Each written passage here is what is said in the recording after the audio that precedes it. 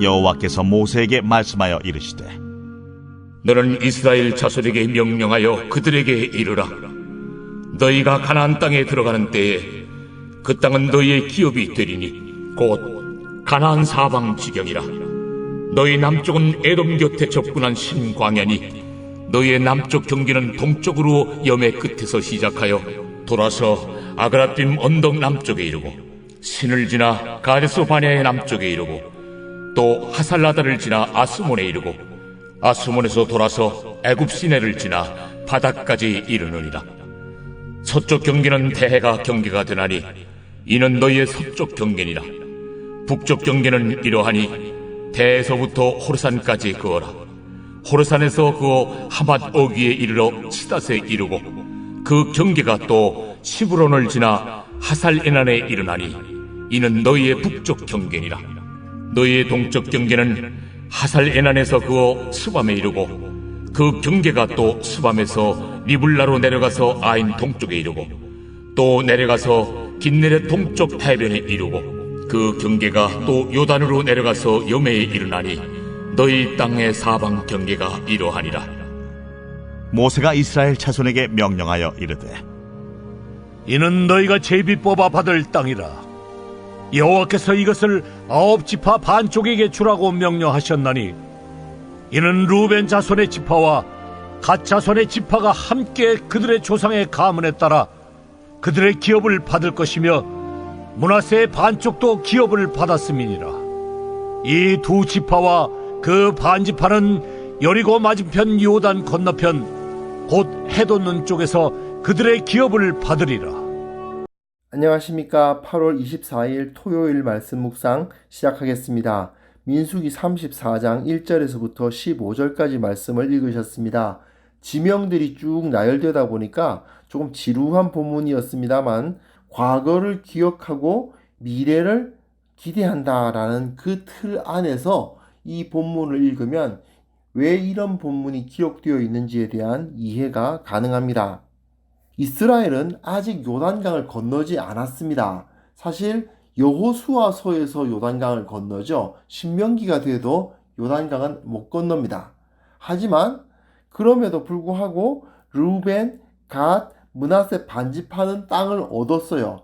마치 보증금처럼 그들은 땅을 얻습니다. 그리고 이후에 요단강을 건너서 요단강 서편의 땅을 얻어야 되는데 이 요단강 서편의 땅은 아직 얻지 못한 땅이 아니다라는 것이 여기서 굉장히 중요합니다. 이 본문에서 뭘 말하고자 하느냐 하면요. 요단강 동편의 땅은 우리가 얻었고 요단강 서편은 아직 못 얻었다가 아니라 요단강 동편의 땅을 주신 하나님이 요단강 서편의 땅도 주셨다가 이 본문의 중요한 메시지인 거죠. 1절부터 12절까지 말씀을 읽어보면요. 우선 하나님께서 모세에게 이스라엘 자손에게 명령하여 이르되라고 되어 있는데 명령인데 정보를 제공합니다. 이건 무슨 소리겠어요? 그 경계에 있는 모든 가나안 족속들을 다 몰아내라. 그리고 그 땅을 차지해라 이거죠.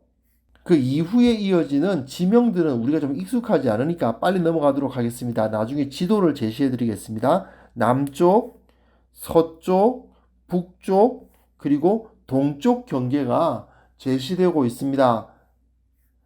이쪽이 이집트죠. 이쪽이 애굽입니다. 그리고 이쪽이 남쪽인데 남쪽을 설명하고 그 다음에 서쪽은 뭐 지중해니까요.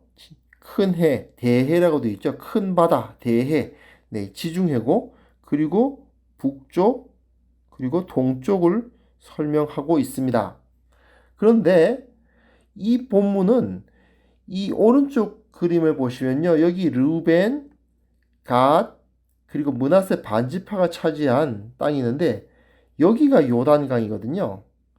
요단강 동편의 땅은 지정하고 있지 않다는 것이 중요합니다. 왜냐하면 이미 얻은 땅이기 때문에 이제는 요단강 건너가서 서편의 그 땅을 차지할 땅만 설명하기 위함이죠. 그러니까 미래에 얻을 땅의 영역을 정해주시는 것이라고 할 수 있습니다. 그런데 이것은 이미 얻은 것처럼 기록되어 있죠. 하나님의 계획 안에서 이 땅은 이미 확보가 되어 있습니다. 하나님의 명령으로 이 경계가 주어졌다는 말은 무슨 뜻이냐 하면 결국 이 경계 안에 있는 모든 가나안 족속들을 내쫓고 그리고 그 경계를 지키라는 거죠. 그 경계를 넘어서 하나님께서 허락하지 않으신 백성을 괴롭혀도 안 되는 거예요. 모압이나 에돔이나 암몬이나 이런 나라들은 하나님께서 아직 그들을 치라고 하지 않으셨기 때문에 그들은 치지 말고 그 안에 있는 그 땅 안에서 살고 있는 가나안 족속들을 쳐라. 그것이 바로 하나님의 명령이었던 것입니다. 13절부터 15절까지 내용 살펴보시면요. 모세가 동편 지파들이 차지한 것과 마찬가지로 서편 땅을 9지파 반에게 하나님께서 주셨다는 말씀을 전하고 있는 것을 볼 수 있습니다. 상식적으로는 좀 이해가 안 되죠. 왜냐하면 아직까지 차지하지 못한 땅 아닙니까? 전쟁을 해서 차지하고 난 다음에 그걸 나누는 것이 맞을 것 같은데 아직 전쟁도 하지 않았는데 아직 그 땅을 차지했다고 말하기에는 저 가나안 족속들이 눈을 시퍼렇게 뜨고 살아있는데 어떻게 우리가 그 땅을 다 차지했다고 말할 수 있겠는가 그런 고민이 들죠. 하지만 하나님은 확보되었다라고 말씀하고 계신 겁니다. 이스라엘은 지금까지 우리를 인도하시고 또 요단강 동편을 주신 하나님이 또한 요단강 서편의 땅을 주신다. 그 사실을 믿음으로 지금 받아들이고 있는 겁니다. 자, 저 요단강 동편을 하나님께서 주실 때를 생각해봐라. 우리가 무슨 싸움을 잘해서 저 땅을 차지했느냐? 그게 아니라는 것이죠. 하나님이 주셨다. 그렇다면 저 서편의 땅도 주실 것이다. 이게 바로 믿음의 고백인 것입니다. 이처럼 과거에 주어진 은혜를 바탕으로 미래에 주어질 은혜를 확신하는 것, 이게 바로 신앙입니다. 그것이 신앙의 바탕인 거죠. 가장 대표적인 게 무엇입니까? 부활입니다. 예수님께서 죽은 자들 가운데 첫 열매로 살아나셨다. 그 부활하신 것이 너무나도 확실하시기에 우리도 마지막 날에 주님처럼 부활하리라. 이게 기본이죠. 우리 신앙의 모든 것이라고 할 수도 있습니다. 이전에 하나님께서 주신 그 은혜는 이후에 우리가 받을 은혜에 대한 보증금입니다. 보증입니다. 교회의 역사 가운데 예수님께서 승천하신 이후로 지금까지 2000년간의 그 역사를 살펴보면 한 명의 유대인 청년이 십자가에 달려 죽었는데 그가 다시 살아났고 그가 하나님의 아들로서 하늘에 올라가셔서 지금도 통치하신다는 이런 어떻게 보면 황당무계한 메시지가 지금 온 땅을 덮어 이 땅 온 지구상을 다스리고 있는 이 역사가 하나님의 역사라고 인정할 수밖에 없지 않습니까? 그런데 그 안에 들어있는 교회의 모습을 보면 참 부족하고 약하고 악하죠. 그럼에도 불구하고 선교의 역사는 계속 이어져 왔습니다. 하나님께서 그 일을 해오신 거예요. 교회를 이루는 그 인간들이 탁월했기 때문이 아니라 하나님께서 다만 부족한 자기 백성들을 붙들고 하나님의 나라를 이 지구상에 확장해 가셨다는 사실을 우리는 깨닫게 됩니다. 이게 바로 하나님께서 지금까지 해오신 일을 바라보고 이후에도 이렇게 하시겠구나 하는 것을 깨닫게 되는 거죠.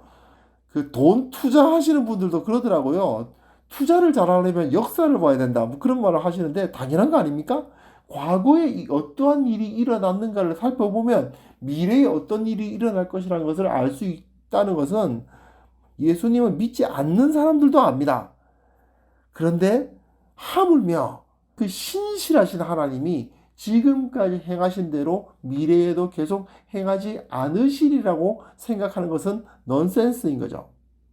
우리 개인의 차원에서도 마찬가지입니다.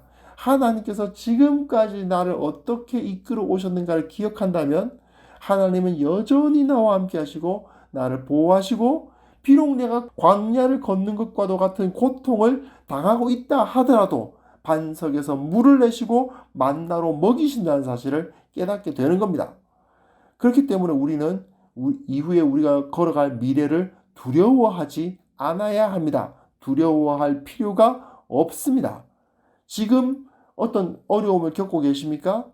그 모든 어려움은 결국 주님께서 허락하신 젖과 꿀이 흐르는 땅으로 들어가기 위한 과정임을 믿어야 합니다.